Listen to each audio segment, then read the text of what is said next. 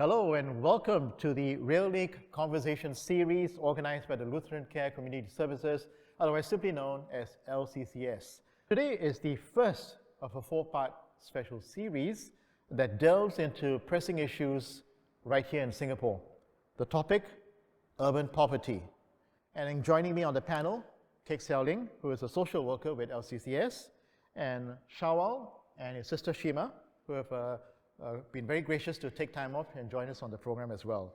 I'm Augustine Antoine, and before we get into the discussion proper, the LCCS production team went out and spoke to some people and posed two very simple questions. One, what is poverty?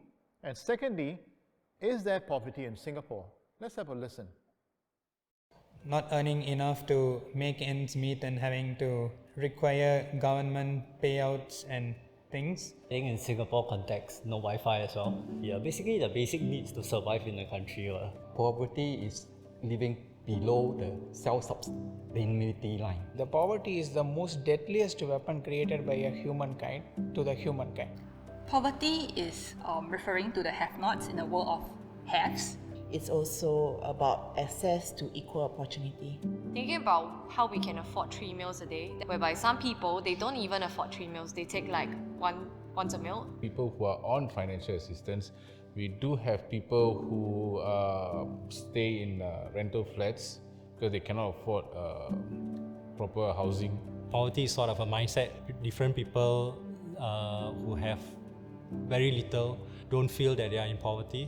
And some people who have a lot might also feel that they are in poverty. A situation where people cannot access basic needs. When someone has like a lack of needs to basic necessities like food, water, healthcare and housing.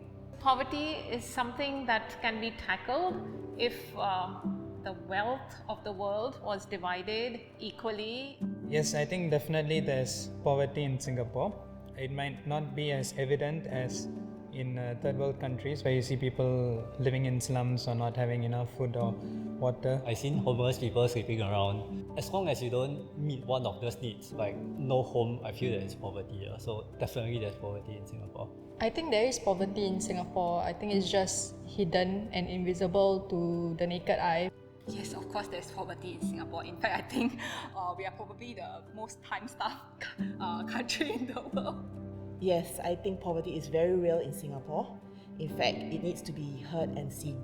Yeah, there is poverty in Singapore. So I'm thinking about relative poverty, that people fall through the cracks and then we don't get to witness their struggles. Yeah, there is. There are kids who don't even have meals. There are elderlies who are just waiting for a packet of milk every day. Yeah, so if you were to take it in the context of financial poverty, then yes, there is. Definitely there is poverty in Singapore because I am dealing with many children who are living in most of the one-room flats in Singapore. Definitely poverty exists in Singapore with the huge income gap and high standards of living. A lot of these cases go unseen and unheard. It's clustered in areas where there's rental flats, and you do see it because they're not able to move to a better place where there is no violence, they are safer, they're able to provide what the children needs in terms of education, safety and food and health. So there you have it. We just heard a range of voices, perspectives on the two questions. And I'd like to draw our panel into the discussion. Perhaps before I come to Shawal and Sheema, I'll bring Shawal into the picture first. From your work at LCCS, obviously you're aware of the situation of urban poverty.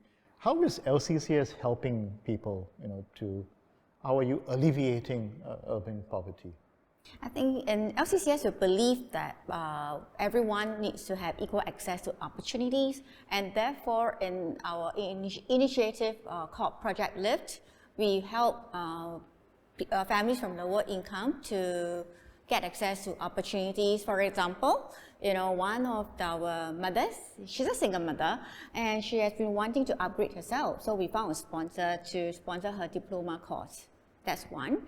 And another thing is that we have a family and with one kid who is in need of tuition, and we found a private tuition with subsidized rates, and a sponsor actually paid for her tuition fee so that she can do better in her academic performance. So I think these are some of the ways we are looking out for so that they can do better in life. And another thing that we do for our families is a savings matching. So therefore, if they save $1, we'll match with $2. So we want to help them to start a savings scheme so that, in times of rainy days, they have something to spare. So, Shawal, Sheema, I mean, you just heard from what LCCS does. So on top of, one of the words that came out in the first part of the sharing was handouts, right? On top of government handouts and state assistance and NGOs, like LCCS is an NGO, right? So on top of assistance, nevertheless, there is still urban poverty here in Singapore. In the second part of the video, we heard the voices acknowledging it. But I thought I'd draw you into the discussion, and feel free to share whatever it is you're comfortable with. Shawal, you want to pick up? Yeah, there's two things that I'm very surprised about. One is that actually there's somebody that's matching my savings. I wish I knew it earlier. That's one. Now you know. Yeah. Number two is that I'm surprised that so many of the people that have been interviewed actually agree that there is poverty in Singapore. Because I myself was not always poor. Right? I used to live in a 5-room HDB flat until one of my siblings got cancer. There's one more sibling between us. She's not here today.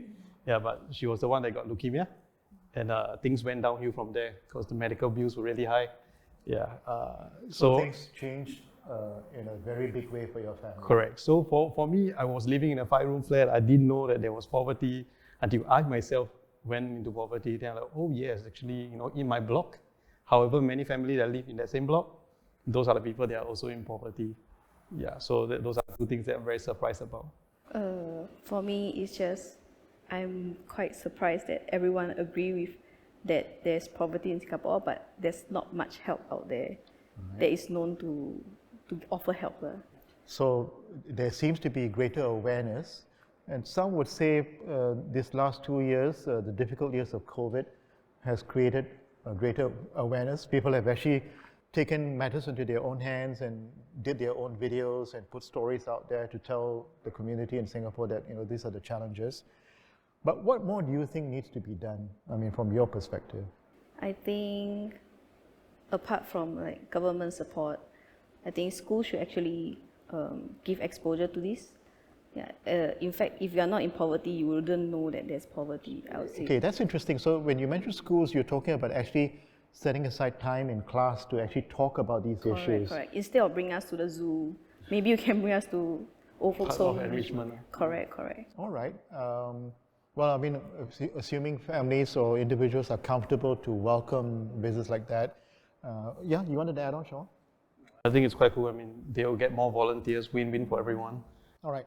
But nevertheless, some of the very important things that were mentioned became very evident, I remember, when children had to go through home-based learning.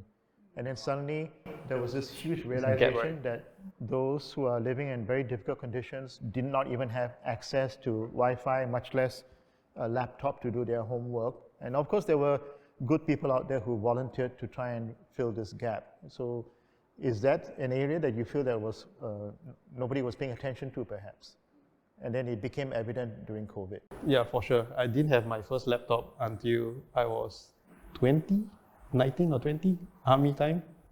Yeah, and I think she didn't have a laptop. Until last year.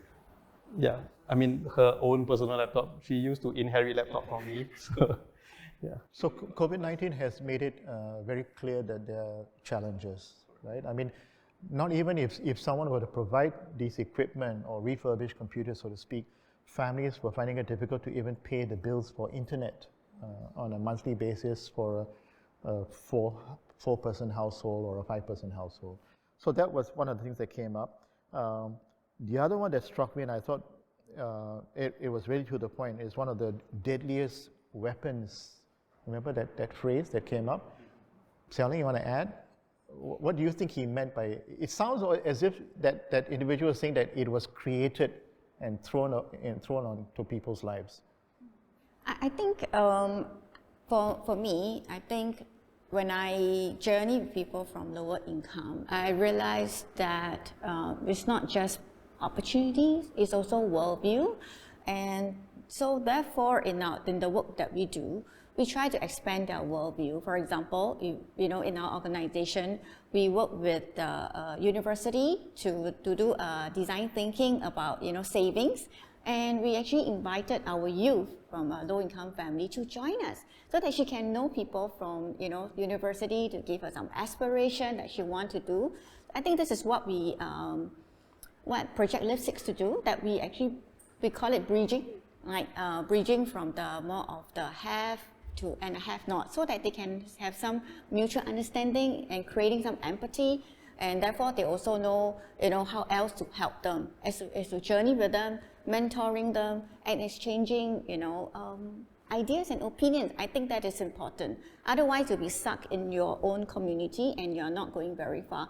So to me, when you say deadliest, I think it's because when you are stuck in that situation and you don't have support to move forward. So earlier when you talked about schools, Sheema, I mean, it's not just about awareness or empathy. I mean, people actually, at least the people that I've met and approached, they don't want charity, but they want tools and the ability to change their life. Is that what you want to see? Yes, definitely. And did that happen in your family and when you were going through that change that you talked about? I don't recall that help was offered. PSEA money. Yeah, but that was from him. Yeah.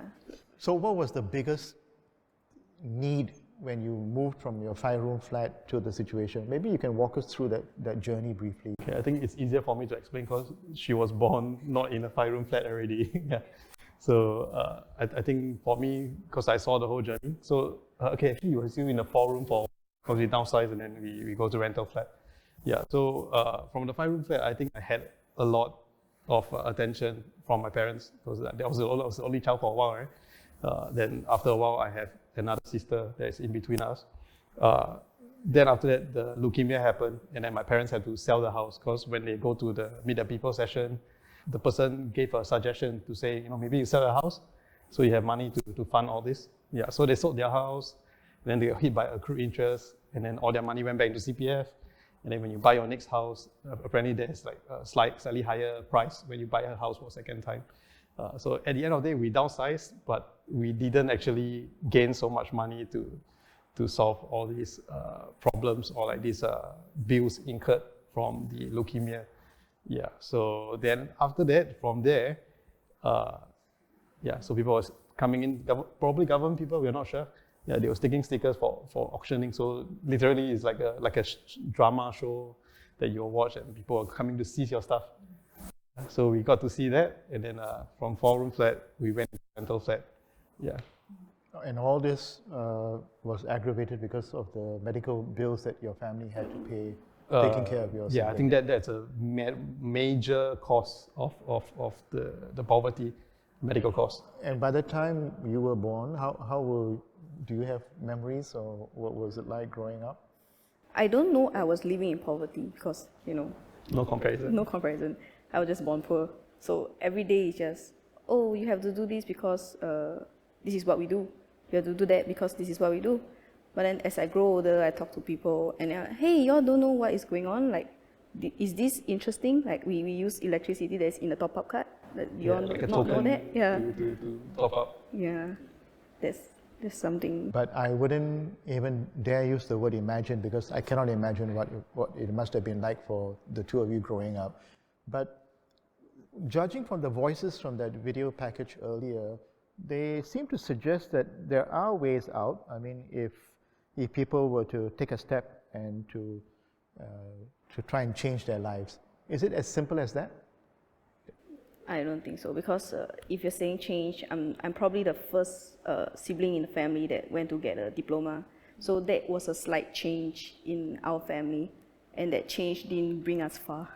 Right. So it's not just a change. Well, congratulations that you did it. And how did that come about? Was that through your own initiatives on your parents, or was that because there was financial assistance or help from elsewhere? I think it's more of a initial personal choice where all my friends was like, hey, let's go diploma, let's just do it. But for them, they don't have a choice. No, I think it's also practicality for her, because if she was to go the JC route, we probably wouldn't be able to afford university. So poly was a practical, pragmatic choice because she could use the PSEA from my account and from the other siblings' account. So for those who might watch your program on YouTube or Facebook, they may not be familiar with that acronym. What's that stand for? Post-secondary school education account. All right, thank you for that. Because once we go on the internet, you know, anybody in the world could be watching. Thank you so much, Shawal and Sheema, for sharing and opening up about your lives. Shawal, feel free to jump in at any time. But I just wanted to go on to the other part. It's not 3 meals, but basically even down to perhaps a meal. And from what I have observed from the visits that I've made myself, not eating nutritious food and eating basically food that is not going to add to your well-being and your health, which means problems later down the road as well. And another phrase that struck me, being invisible. But of course, they did say, but we need to make it visible. Any thoughts on this? I think the food thing for us is not so much nutritious or not nutritious because we don't know what was what, right? But very obviously, one thing that we can tell that is different from the rest of our friends when we go to do stay over or whatever is that you guys actually eat breakfast? Oh, this is not just a movie thing? Oh, it's really breakfast in the morning, eggs, ham? Oh, cool.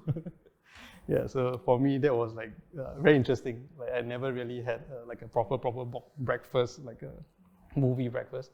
So when I saw that people actually do it in their home, I'm like, wow, that's cool. All right, so this is very real, right? I mean, it is happening even now.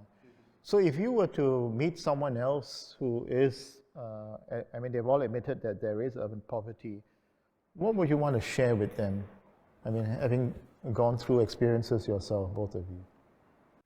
I think a lot of things that I like, what I like to preach to most people that like to ask me, like, hey, so how does it feel? Or like, what is the thing that you most want to say is that poverty is actually a team game, right? I mean, I call it a team game, but it's not actually a game, like it affects like real life, but because as long as you're 1 or 2 person that is unwilling to put in the effort to do so, very likely all of you will get stuck because a lot of things are based off gross household income, right? So if your gross household income is high, they will raise your rental flat rates.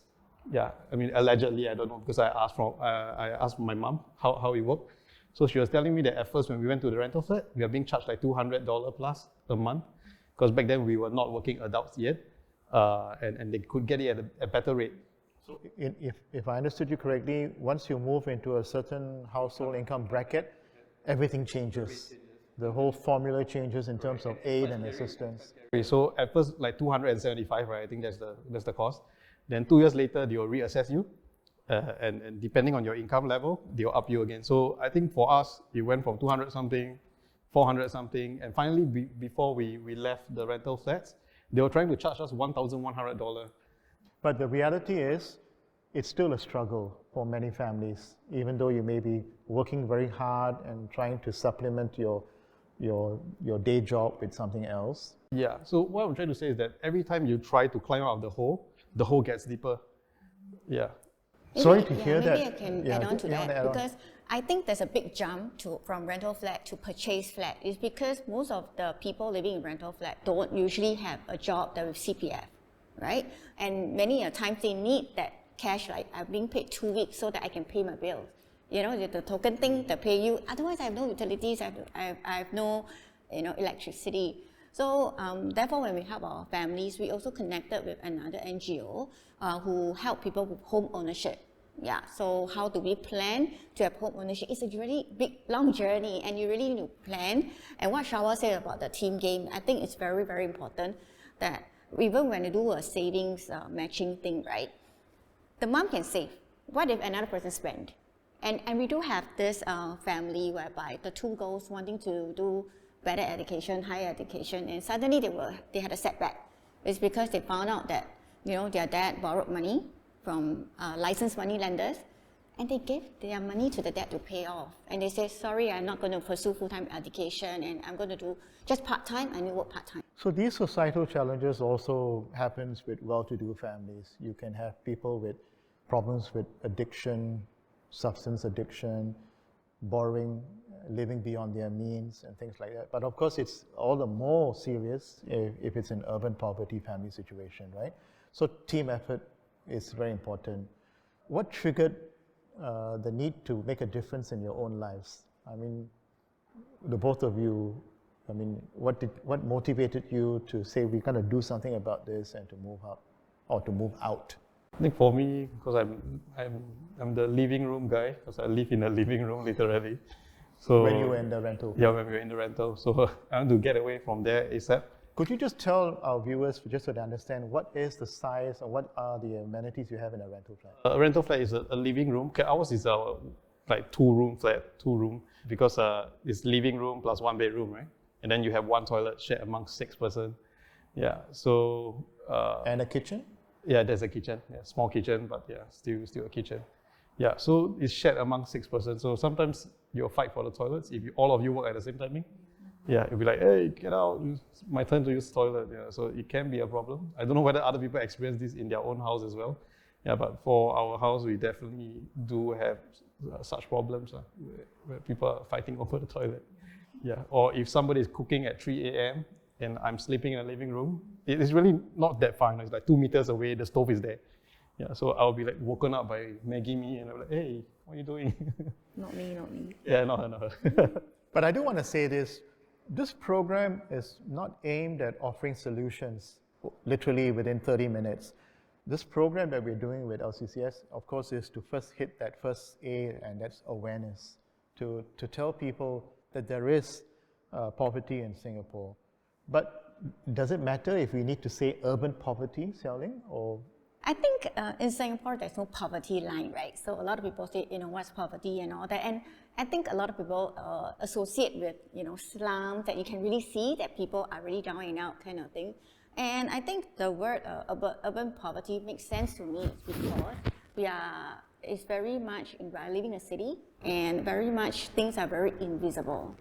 In this sense, we are trying to make the invisible visible to let people, understand, appreciate their stories, and do not judge. The other part that struck me when one of the voices mentioned is poverty and a frame of mind, which is why I asked both of you, was there a trigger, was there something that you decided as a family, as a team, to do something in your lives? Because you have now moved out of your rental flat and you are, if you're comfortable to tell us where are you all now? I don't really have a trigger, but I know for a fact that I don't want to live like how we used to live. Yeah. So you knew this cannot be the same like this day in and day out. Shawal, you're shaking your head? Yeah, I agree. Because like I said, I'm the living room guy, right? So more than anybody in the house, I really don't want to be the... Do you have a room now? Yeah, I do. I do actually own a flat now. I'm very lucky to have that. I think that was the key trigger, and also because so many people in such a small place, right, there is bound to be a lot of conflict. You're being very modest when you say you're so lucky to have a flat. I think you worked very hard. And like I said from the very beginning of the program, we're not offering solutions, but the aim of this program is also to get people to start thinking very seriously and reflecting on what can and what should be done. And I like your point earlier, you talked about we should be talking about this in school. Not just, maybe even down to primary school with little children. Doable, or we should wait till they're older? Maybe secondary. Primary is still a bit hard to understand. Xiaoling, you're the professional social worker. What do you think? I think you can start with, primary school because... Yeah, I was wondering, why can't we tell children... now they're even teaching little children about personal safety, if someone touches your body and all that, which is not right, it's not good. So why can't we talk to them about issues like Because I feel that you should start young in terms of, so that they know what things about empathy. They don't compare with each other, but then empathy and care and concern. So if they start young and if they have that, then we can have really experience this shared humanity that we are connected to each other and we need to help each other out. Yeah, but I want to push it a little bit further. Most people are satisfied with, okay, I hear you, I see the problem, here are my donations, and that's it. And then they don't want to journey with you, so to speak. Whereas the true journey is the teacher working with the child in the school, the employer working with the employee in the organization, government, of course, and there's a role for everybody, right? As they say, it's the whole of nation approach or whole of society approach. So we literally have a few minutes left, so I want to be fair. Make sure all of you, if you have any key messages or parting thoughts and you want to get out of the way, you should do it right now. So maybe I kick off with you, Shawal. Anything? I think relationships matter. So therefore in the LCCS, we want to know our families better, to know their struggles, and we want to journey with them and really fully believe in their potential and to link them up with resources so that they have equal access to opportunities. So you're basically saying if you really wanted to focus on a particular cause or a project, stay on the subject of urban poverty and journey with these people and try to help as many people as possible move. Yeah, for me, I think public policy needs to be scrutinized a little bit, because like for us to eventually get a place of our own, there's a minimum age that you need to reach before you can buy a HDB, which is 35 years old. Yeah, so if you're stuck in one of these places with teammates that refuses to become better, you have to wait until you're 35 before you can move out anywhere else and help from the outside or get married. And then you go out and then try to help your family down there. Yeah, so maybe a lowering of the age could help. I don't know. I mean, Pritam Singh recently talked about it in the parliament. 28 years old, right, he says. Yeah, so I think maybe that would help us, people like us. Sheema, your personal thoughts? Anything you feel important to be addressed? I think it's quite important to find like a mentor or role model to help you, wouldn't say get out of poverty, but learn what is a better approach. What for you encapsulates a mentor? What exactly is a mentor for you? Someone like you? Your brother? Yeah. All right. Someone that paved the road, went through So hardships. this is where the whole teamwork idea is. Right. No, but I mean, it's a nice thought. So I still like your original idea when you started off earlier in the program about children and talking to children about this and sounding you feel that's doable. And so not to burden our teachers with so much extra work because they already have so many things to do in school. But if families were willing to invite them to visit, and they're happy to, I personally think it would be nice for people in Singapore to go and see what the real situation is like, which is why I invited you to explain, to describe what your rental flat was like, right? Right. So as we come to our final close, it's a tradition of mine. 30 seconds, any closing thoughts, what you would like to leave with our viewers who probably are in a very difficult situation right now, and hopefully, listening to you might help as well. For me personally, I just be as positive as I can and always find the good out of the bad. Yeah. And then for me, in my case, I think this is also a saying that she used to say also, is that always think of what is the next step, right? Doesn't matter what the past is, because if you think of the past, you cannot move on. Right? So just keep thinking of next step, keep chugging on slowly. Eventually, you'll reach wherever you want to go. Yeah. I think for me is everyone is interconnected. A society can only thrive when every individual thrives. All right, we started off our program with a range of voices, and you just heard from Xiaoling, Shawal and Sheema, their perspectives on this. But you can make a difference, because right now I'm going to close by saying, please help LCCS's work in supporting people in alleviating urban poverty through your giving via the QR code, which will be appearing on your screen on this program. And you can make a difference. But we certainly hope it's not just by being aware or by giving aid, financial aid, which is important, by the way, but perhaps delve deeper into some of the suggestions made, perhaps address even some of the concerns, as Shawal mentioned, in terms of changing the way things are in Singapore at the policy level. And I like to end with Sheema's own quotes, to always think positive and to move forward and to know that there must be a better way out there. And so on that note, we just want to urge you to pick up on the sharing from Sheema, that to think positive and to know that there's always a better way out there. So please continue to support this program by LCCS and stay with us on the series. We'll have more coming up next. Bye for now.